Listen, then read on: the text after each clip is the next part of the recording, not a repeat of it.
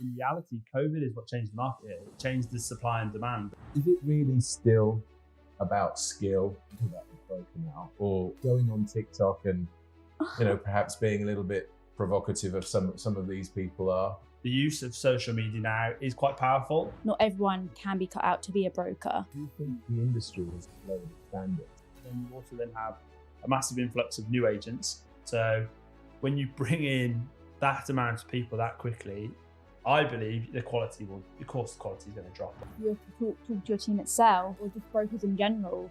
Like, where do you think they should be focusing right now in the industry? The new industry, I'd definitely focus on leasing, but have your end goal in place.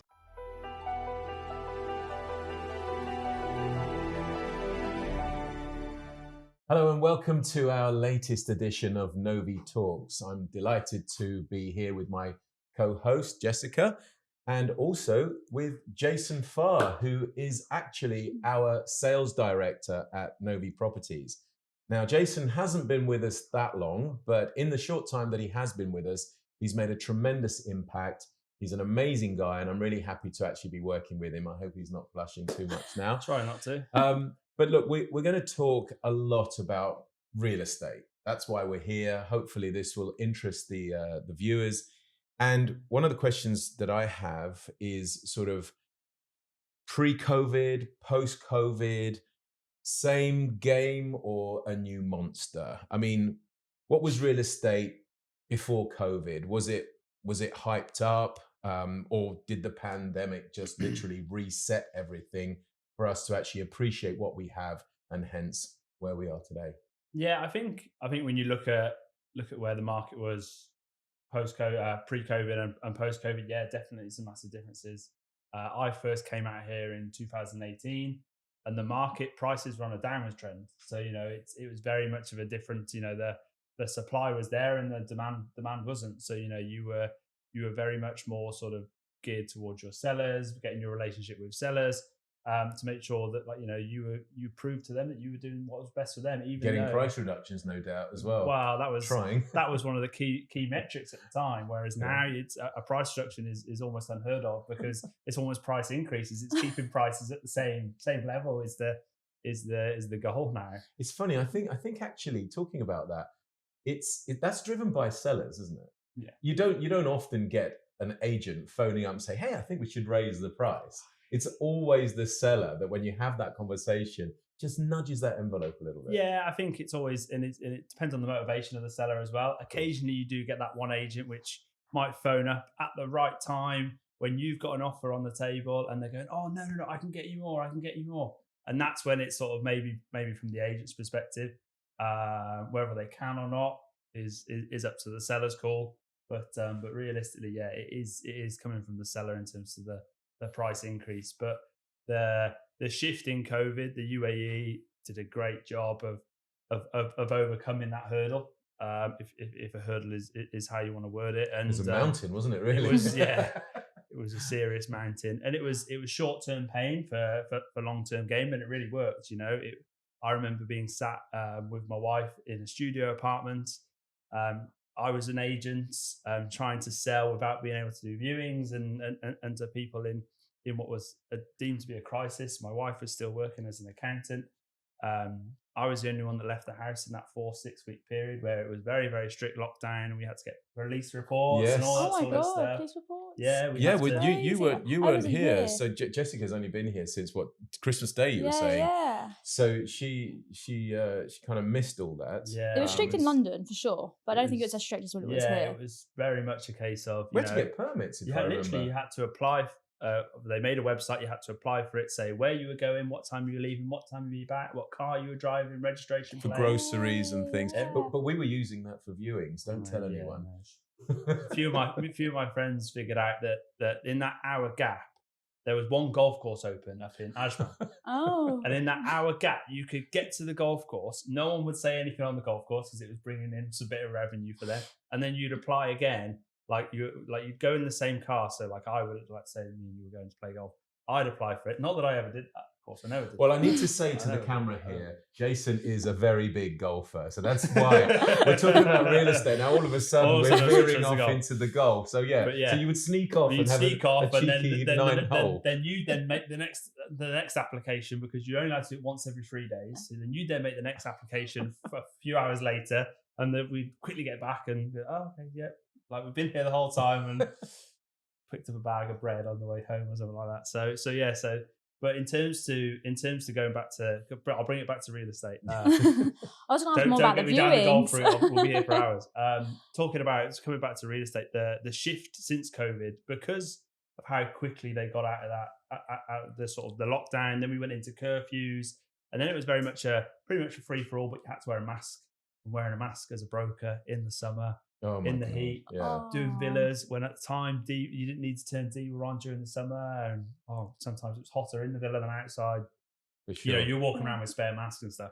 But through that time of, okay, it went from lockdown to curfew to back to normal, just wearing a mask everywhere, to then no mask and everyone's back to normal, while other countries in Europe were coming out of lockdown and then going back in, and then the same thing was happening in Australia, and the vaccine rollout wasn't as good as where we had here. And, it really started to make people feel like, wow, how well has Dubai or the UAE as a whole handled this? Dubai then sort of opened its doors, was the first place to open its doors. So all of a sudden we had a load of influx of people coming on holiday that came here. It sort of brought a second wave of COVID here because a lot of people were traveling all of a sudden. The curfews came back into place, but we never went back into a lockdown. And that sort of made people want to come here, and then also made people want to stay here. So then all of a sudden the supply and the demand increased, and all of a sudden the supply started to drop. So as an agent, that sort of August, September, October, as we were sort of coming out of curfews and whatnot as an agent, and I just switched from doing apartments to villas as a sales agent as well. It was very much a case of, okay, well, people all of a sudden all wanted a villa, because if it happened again, they wanted that outdoor space and not being stuck inside. But then also there were people that were just arriving, that were seeing how good the UAE was at getting out of the mess that was all the way around the world. And it really outweighed the supply and demand. The people that had maybe an option A, an option B, an option C, all of a sudden the option A would be sold because somebody had made their decision. So now all of a sudden, I need to buy option B quickly. And then that option B might have been someone else's option A. And all of a sudden people were having to make decisions very, very quickly, which just led into a real increase in prices very, very dramatically. And we're still seeing the events of that now, because we didn't realize it, but looking back, I think November was, if you like, the lowest point. From then on, things really started to pick up. I think over that summer period, the August, September, October, it was where people were starting to pick what they wanted. But the unfortunate situation that we had, especially the area I did as an agent, which is Arabian Ranches, there were a lot of pilots there. And a lot of these the 777 pilots, some of them were managed to keep their jobs. The A380 obviously pretty much everything was grounded, so they all unfortunately lost jobs and had to go back home to Europe or whatever it might be. So they weren't desperate, but they were like, I need to sell it before the end of the year, because I don't know when I might not get another airline job or whatever it might be. So these people that were in Arabian Ranches had a real reason to sell, and all of a sudden, some of them held on to it, and they're so happy that they have now. Speaking to them nowadays, but the ones that sold weren't desperate, but they had a real motivation, a real reason, and it really sort of kicked on. And when people started to make their decisions in September, October, November, that's when we really started to see the prices just rocket. And Q4 was always busy in real estate, but that winter was really the start of the change. It's almost like having a gamble back then with COVID, because it was so unpredictable. And assuming back then, how would you have given advice to people as a real estate broker and making sure that they kept their properties for long term, or was it the right time to sell for them? Yeah, it was really hard because in reality, COVID is what changed the market here. It changed the supply and demand, because the demand became higher. But from 2018 to 2020 or to mid 2020, market was going down. We couldn't see any reason as to why it might change. So we're sort of saying to sellers, look, if we're getting an offer on the table, and if it was close to asking price or within sort of like, 100,000 dirham, it's a case of, well, look, I don't know, in a month's time we might be lower. Yeah, And take whereas now we're saying to buyers, it's at 2 million. In a month's time, it could be 2.2. I would take it. So the conversations were literally switched on a knife edge, and it was a total different way of advising people, because you're advising sellers. They've already spent this money. They potentially have lost money, especially people that when I was at apartments, I was doing the greens and views, and then the brand new building, which was the Hills, where the Vida residence is, handed over, and people were selling, just getting the keys, and they were already selling for a loss.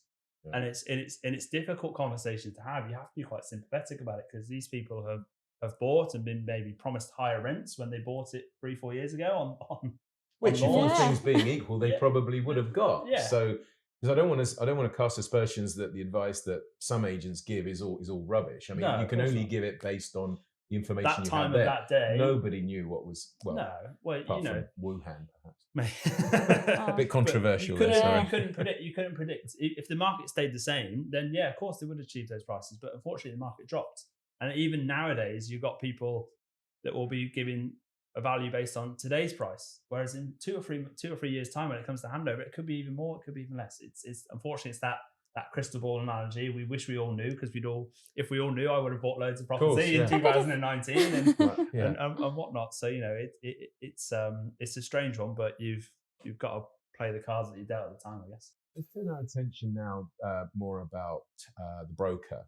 There's a lot of talk about different brokers in the marketplace, different experience, and some who feel that they only have to do a TikTok dance or a TikTok video and they're going to get loads of leads and obviously become millionaires overnight. Is it really still about skill? I'm talking about a broker now, or going on TikTok and perhaps being a little bit provocative of some of these people are, will get you the leads. What's your take on it? It's definitely still about skill. The key metrics is still relationships. People still buy from people. The use of social media now is quite powerful, because effectively, depending on how you use it, it can almost be a free advertisement for you. It's another advertisement platform in a different way. You talk about the big portals here. It's still images. It's maybe a walkthrough video. Whereas there, your personality can come out a little bit more. People actually might think that they know you a little bit more, rather than just your still photo and your brief description on. But things are changing a little bit, because you're talking about personal, like Instagram and TikTok. Yeah. I think he has a Jason Farr dance talk. I don't know. I've not seen that one yet. Perhaps we'll see the smile on your face. I feel like you've done it before. We'll do it later. But maybe when my daughters get a bit older, I'll be dragged into stuff like that. Just bringing it back to this. Beirut for sure are doing broker stories. They just launched the stories, which gives opportunities to brokers, like Jessica here, to literally try and get into the living rooms of these buyers and tenants. You talk about people get to know you. You become a person rather than just a name or a face when they look at your profile. Yeah, and I think before 2-3 years ago, it wasn't really a thing. You maybe had a few people doing it. It wasn't really a thing in terms to as a broker. Maybe as a brokerage, they were doing it. But it was more of a recruitment tool. Like, I certainly use my personal platforms as a recruitment tool, in all honesty, talking about the support and what we're doing for agents that might be different than people might be lacking in other companies. But before, like I said, 2-3 years ago, it was very much a case of, you had to earn that trust, and you had to show who you were, whether it was over the phone, over WhatsApps, maybe a WhatsApp video. Those are starting to get even more popular now.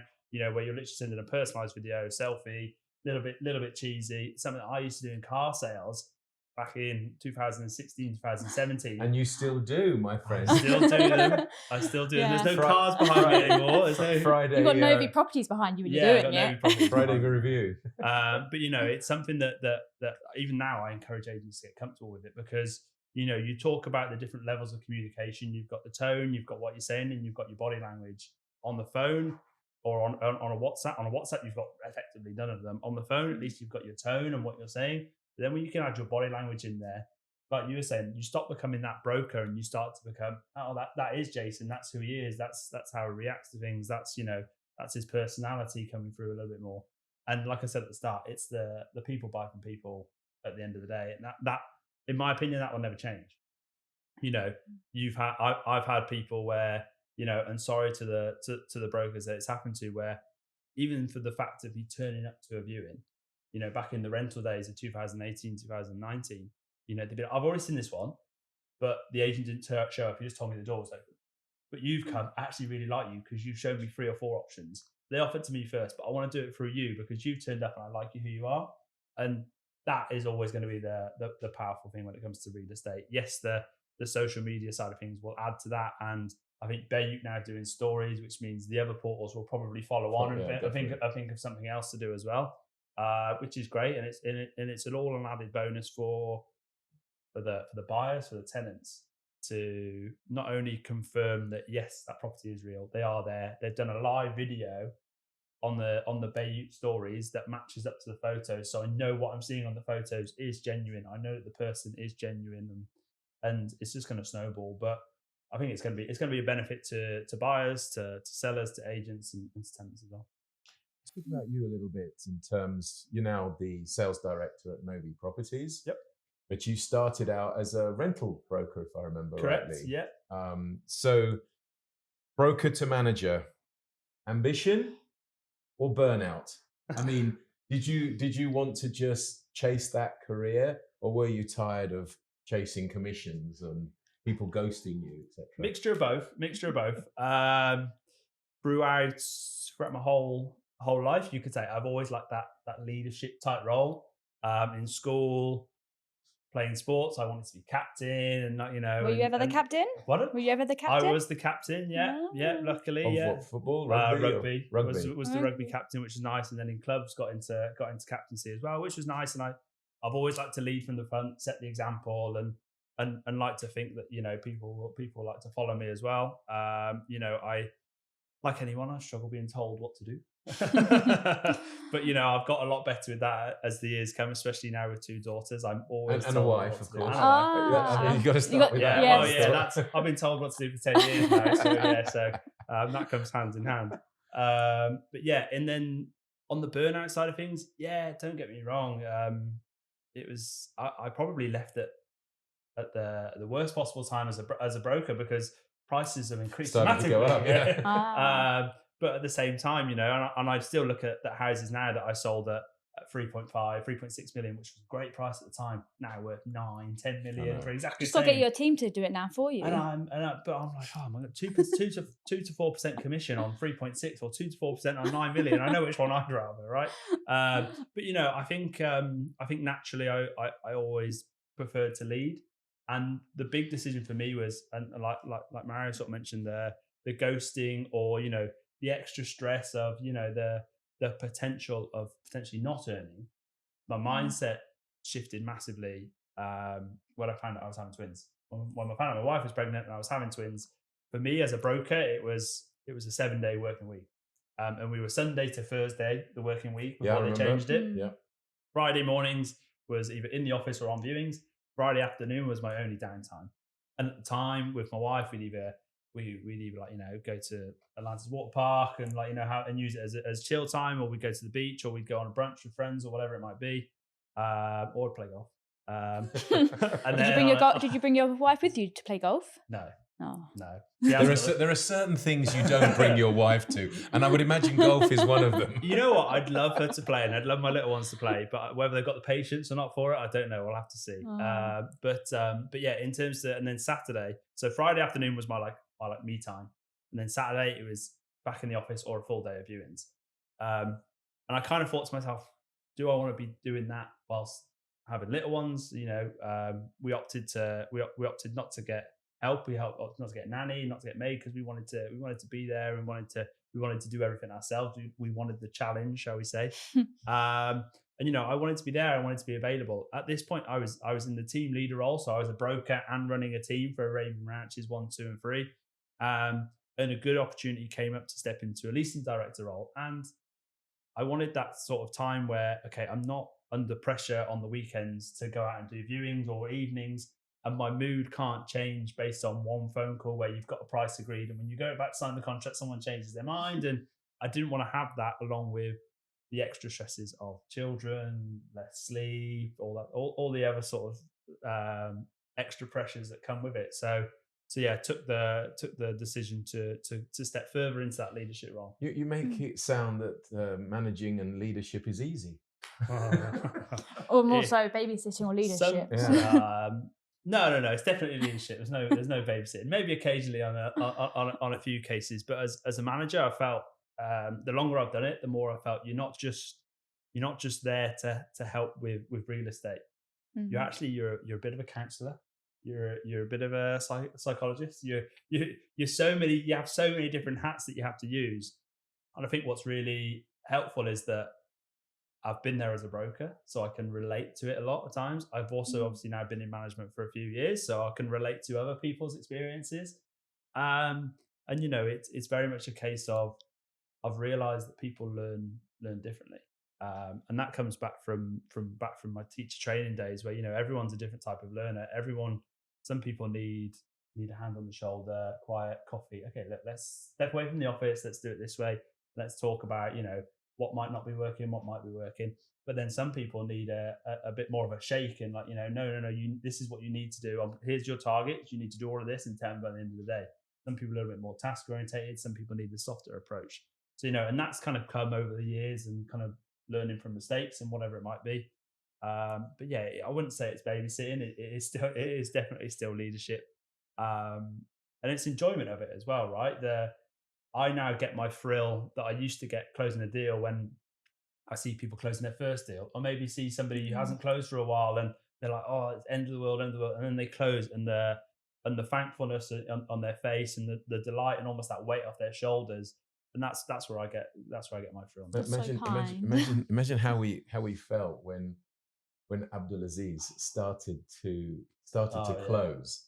I mean, he came to us November, December, no support, no nothing, and through some coaching, some advice, whatever, not just myself, obviously others, and then all of a sudden he's become just had a click, and I know he's Mr. Consistent. And then last month he had his personal best, and I'm like, it's so. But you're so right. He just glides around the office and just does stuff, and you're like, how? Yeah, but he's so always good because obviously he sits very close to us. He's always like, he'll literally come off the phone and go, right, this is what's just and stuff like that. But like that's what we want. We want to be involved as much as we can. And he's just bought his new car, and he had showed me around it yesterday. and to see that is that's what we turn up to work for every day. I played I pulled his leg a little bit because he told me he bought a Tesla beforehand, and I sort of said, like, why? Come on, with all the it's a white one as well. I get it. But then it broke down before he even got it. No, it broke down, and so we had a laugh and a joke. And so I thought I turned his head to, dare I say, a typical Emirati car, like a Nissan Patrol or something, some nice big car. And then next minute he says, "Oh, I got my new car." I said, "What did you get?" He said, "I went for another Tesla." I went, "You what?" First one broke down. And he's got another one. And then we talk about watches all the time. I like watches. He liked watches. He had a really nice Omega and everything.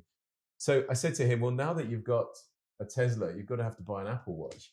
Forget the mechanical watches, Yeah, go for the technology now. So look, we digressed a little bit there, but that was typical because what you were saying about it really enjoying or relishing the moment when someone else succeeds on the back of either whatever you've said or someone else, and they've delivered based on the advice that you've given is just like doing a deal yourself. Very much have the so. same I think some people can think being a manager is a thankless job, but it's really not, because you can really see how thankful people are for that extra help, that extra support. Sometimes that extra phone call that you've had to make, and it might not have closed the deal, but at least you've stepped out to show that you're not just there to bark orders. Whatever you're asking them to do, you're willing to go and do it yourself. But on management, do you think is it more vision, or is it more cleaning up other people's mess? Mixture of both.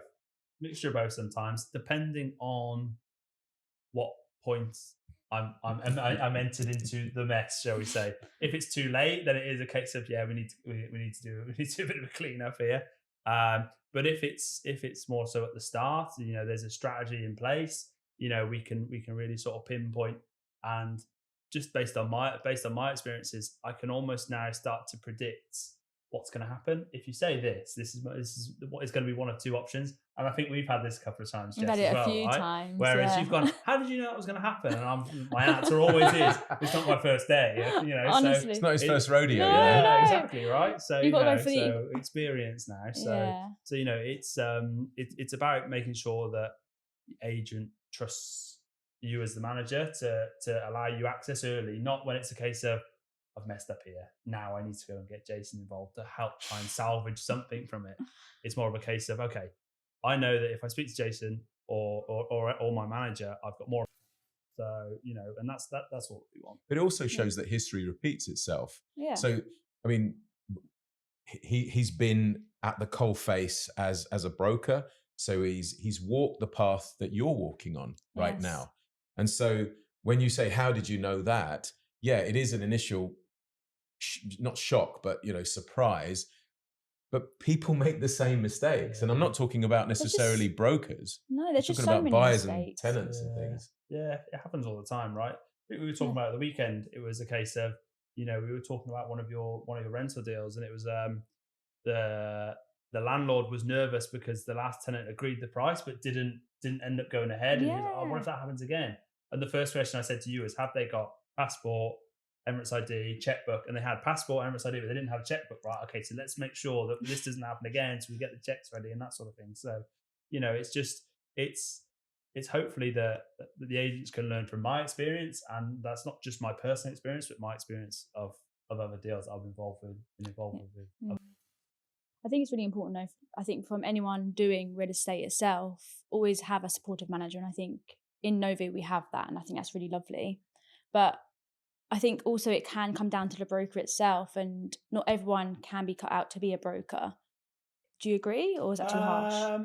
Yeah, I think the skills can be taught. It is down to the willingness of the broker, and sometimes the motivation, and the majority of the job is negative, right? It's no, I don't want to sell. No, I'm not interested in renting. No, I'm maybe not looking to buy at the moment. I've changed my mind.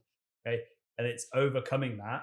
Okay, and it's using me then putting my psychologist hat on as a manager and talking through it and how we can get through that. It is very much a case of, is everyone cut out to be a broker? No, but it's because of how you handle the disappointment that comes through. Because there can be a lot of it, especially at the start. You're almost effectively starting up your own business within a business. You've got to look at yourself in that respect. And the first year, 18 months is the hardest. But after a year of 18 months of sort of making your phone book as large as it can be, and you're doing the job the right way based on the support and the training that you've been given, which I like to think at NOVVI we do a very good job, because between myself, Brian, Lee, we're all very much on the same wavelength, and Mario as well. We're all very much on the same wavelength in support of the agent, and agent welfare is the most important thing. Like, we're very much a case of, it's not okay. Yeah, the numbers matter, of course, the numbers matter, but the culture and making sure that our agents are happy and have the right support and don't feel like they've got no one to go to for whatever reason, inside or outside of work. That's very much, I think that's where all our values very much align with the company. And that's why we have such a tight knit group of agents that do stuff inside of work, outside of work. And is everyone cut out to be a broker? No, but if you have the right mindset, you can be taught. But do you think the industry has lowered its standards, or are we just dealing with the wrong people that have got these sort of wrong ideas, or have too many promises thrown at them? I mean, standards are one thing, but where are we at with that? I think it differs company to company. I'm talking the industry in general, not necessarily. Okay, if we talk about the industry in general, agents wise, there are so many more agents than there were 3, 4. Well, the competition is rife. Not just agents, but then companies as well. And so when you have a mass increase of companies, NOVVI included would be one of them, right? NOVVI's 3 years old. So, but then you also then have a massive influx of new agents. So when you bring in that amount of people that quickly, I believe the quality is going to drop, right? People think that, the job's easy. People see the Netflix things, the Selling Sunset, Dubai in London, and then that's amazing. I'm going to go do that in Dubai. A few shows from Dubai have gone out as well, right? So they see the easy part of the job, which can take years to get to that level. What they don't see, and coming back to Abdulaziz, is that the amount of calls he makes a day, the amount of times he's on the phone, the fact that he is in the office 8, 9, 10, sometimes 12 hours a day, working hard, driving to and from his location, meeting people at sales centers or wherever it might be. People don't see that, but they see the end result and they go, it must be the area, or it must be he's lucky. No. These people have worked really hard to get to that stage. So so coming back to it, that has the standard dropped overall? I think so, but that's just because we've had a mass induction of people in a short period of time. And I think that would be the same in any industry. When you have a load of people join at the same amount of time with mixture of experiences, mixture of nationalities, mixture of cultures, mixture of mindsets, the standard potentially has dropped. But that then goes back to the support that they're getting, training that they're getting, the company culture that they may be involved in. If you have that right, you have these little gems within that sort of mass that where people are doing the right thing and the standards are potentially getting higher. Dare I say is from one manager to another. Title or values? What makes a good manager, and what are your non-negotiables when leading a team? I think a good manager's got to look at the values. If you're doing it for the title, you're genuinely doing it for the wrong reason. If you're literally doing it to say, I'm a sales director or I'm head of sales or I'm leasing director, title shouldn't mean anything. It should mean what's important to you, and that's when it comes down to the value side of things. The non-negotiables for me as a manager, the biggest one is supporting the agents, making sure that they're happy, making sure that they're earning money. My job, and Jessica's heard me say this a few times, my job is to make those guys money. That's they're your client effectively, right? You think you work for me, effectively I think I work for you. Kind. Well, I could be your manager now. No. Couple more years experience maybe. I agree. But in terms of non-negotiables, it's support, it's communication, and it's not being authoritative, but it's being clear on what I would like, what my vision is, and what my values are, and to make sure that the team around me have the same vision, have the same values, and they know what the end game is. If the end game is to become number one trusted agency, everyone knows that's reliant on the service that we provide. If everyone thinks that the end game is to be the number one revenue in agency, then it's all about the numbers, not much about service. For us, it's about the trust. So it's the service is the most important thing. The Google reviews, the repeat business, the referral business. So that's where for me, and that's where it aligns with my values. My values align with NOVVI, and that's why I joined them only a short period ago, as you mentioned. So, it's the values of making sure not only the clientele that we're dealing with, whether it's landlords, sellers, buyers, tenants, that they feel our value and they trust us, but also on a company perspective, making sure that the employees feel valued. They don't feel like a number. They feel important. They feel that when they say something, it's actually heard. And if we agree with them, then actions are taken to change it as well. I think you can add in your CV that you've got psychology there. Very good. Going massively off track here, at university, psychology, I got the highest grade. You studied it? That's really why you're so good. I did a PE and sports coaching science. So I was going to be a PE teacher, but sales paid better. So holidays were better. Holidays were better at teaching though. He's analysing you as we speak. Now I know why he looks deeply into our eyes. Yeah, literally. Meetings. He's trying Brian's to the same. So psychology is something that's always been I've been quite fond of, and it was just I just happened to do the best in uni in that subject as well. So so it just sort of comes hand in hand, and using that in the sales industry has definitely helped, and management as well, to be fair.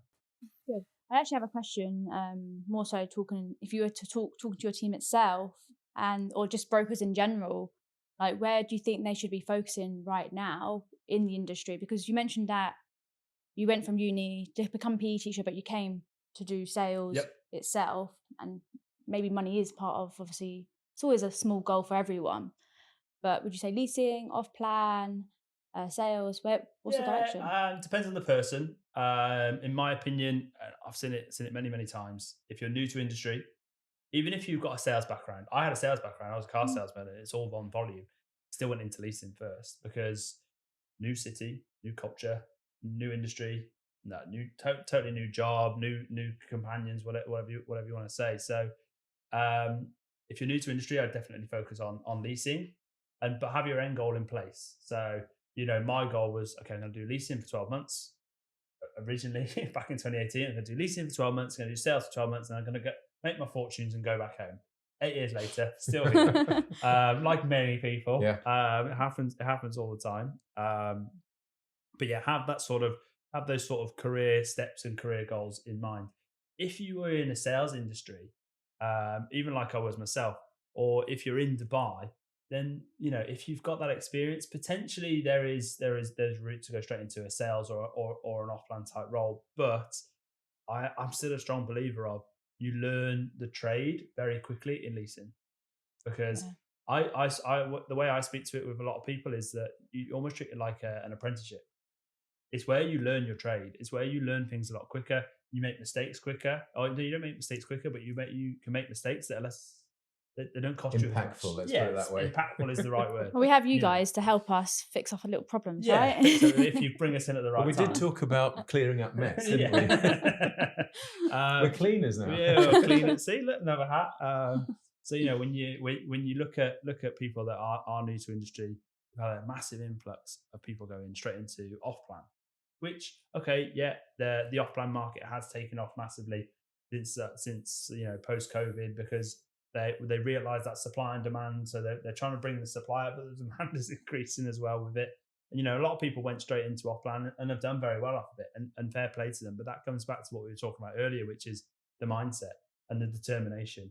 Everyone's got to have these sort of end goals. At the start of the year, I write down my goals that I want to do for the year.